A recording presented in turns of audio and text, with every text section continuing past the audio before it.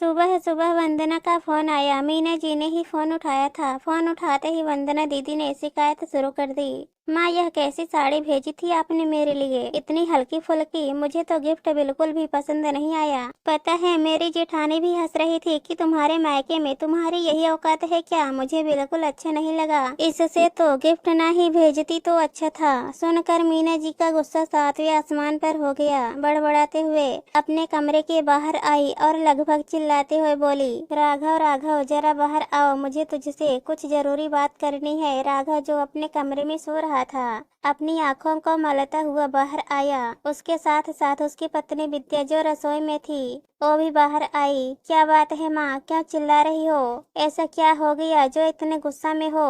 गुस्सा नहीं करूँ तो और क्या करूँ? कल वंदना के घर गए थे ना तुम? हाँ, तो आप ही ने तो भेजा था कि उसका जन्मदिन है तो यह गिफ्ट दे आना।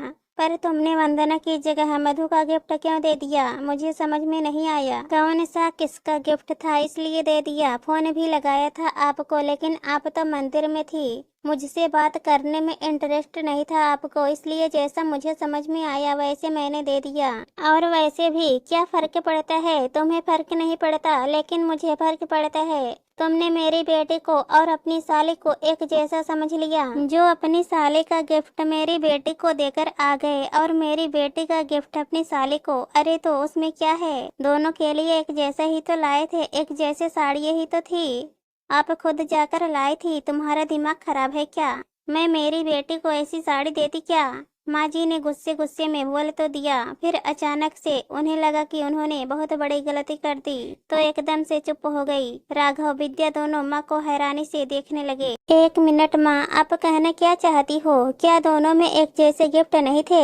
नहीं नहीं, ओ दरअसल माँ कुछ कह ही नहीं पाई। राघव को समझते देर न लगी कि माँ ने क्या हरकत की है। दरअसल हुआ यूं कि विद्या की बहन मधु और ननद वंदना का जन्मदिन एक ही दिन होता है। दोनों शादीशुदा हैं और दोनों के ससुराल भी इसी शहर में है। कल वंदना की तबीयत ज्यादा खराब थी, इसलिए वह जा नहीं पाई, तो राघव मीना जी को लेकर शॉपिंग चला गया। राघव तो बाहर खड़ा हो गया और मीना जी अंदर साड़ियाँ लेने चली गई। जब शॉपिंग करके बाहर आई तो आते ही कार में बैठ गई। तब भी राघव ने पूछा था, दोनों की साड़ियाँ एक जैसी लाई हो ना माँ? अरे तुझे मुझ पर भरोसा नहीं है? मेरे लिए जैसी मेरी वंदना है वैसे ही मधु है। नहीं माँ, बात तो नहीं है। आज वंदना की तबीयत ठीक नहीं है तो मैं ही गिफ्ट देने जाऊंगा।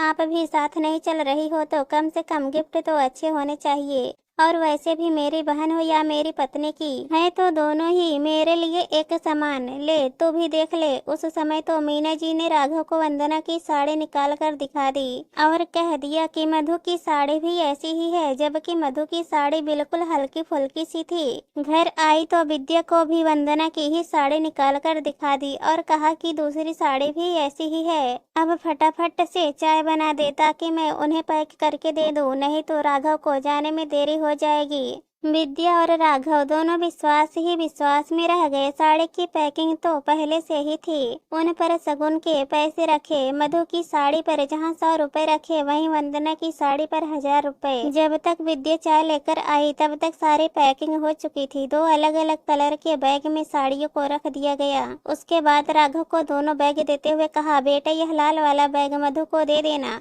और यह पीला वाला बैग वंदना को। अरे माँ, फिक्र मत करो, अगर इधर उधर हो भी गई तो क्या फर्क पड़ेगा? दोनों में एक जैसे गिफ्ट ही तो हैं। अरे बेटा, वो बात नहीं है। दरअसल मधु को लाल रंग पसंद है और हमारी वंदना को पीले रंग, इसलिए साड़ियों का रंग उनके हिसाब से रखा है ना। बाकी तो कोई खास फर्क नहीं है। ठीक है माँ, मैं ध्यान रखूंगा। पर माँ ने जाने से पहले यह बात कई बार दोहराई और राघव ने अपनी माँ को विश्वास दिलाया कि वह बैग इधर से उधर नहीं करेगा। तब माँ निश्चिंत हुई, पर फिर भी राघव ने गड़बड़ कर ही दी। वहाँ जाकर उसे ये याद ही नहीं रहा कि कौन सा कलर का बैग किसके लिए था।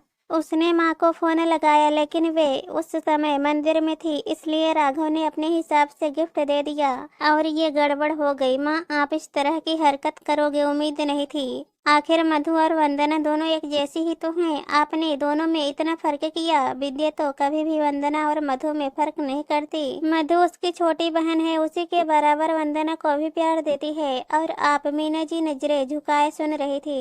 गलती उन्हीं ने की थी। विद्या ने कुछ नहीं कहा, बस हैरानी से मीना जी की तरफ देख रही थी। मुझे लगा मेरे बेटे का बेवजह खर्चा हो जाएगा। आखिर बहू की बहन के लिए इतना खर्चा क्यों करना? विद्या भी मुझे रोक सकती है। आपको एहसास भी है आपकी एक गलती वंदना के लिए कितनी भारी पड़ सकती है? कहीं यही बात आपकी बहू के मन में आ गई तो क्या वंदना के लिए कभी मायका वैसे रह पाएगा जैसा अभी है? और सबसे बड़ी बात, क्या कभी हम आप पर विश्वास कर पाएंगे? मुझे माफ कर दे बेटा, मुझसे गलती हो गई। इतना तो मैंने कभी सोचा भी नहीं। दोनों ने मीना जी को माफ तो कर दिया, पर इतना तो था कि अब मीना जी विश्वास खो चुकी थी और विश्वास एक बार टूट जाए तो दोबारा लौट कर नहीं आता। दोस्तों, इस कहानी पर आप लोगों की क्या राय है कमेंट में जरूर बताना। और अगर कहानी पसंद आए तो हमारे चैनल को सब्सक्राइब कर देना।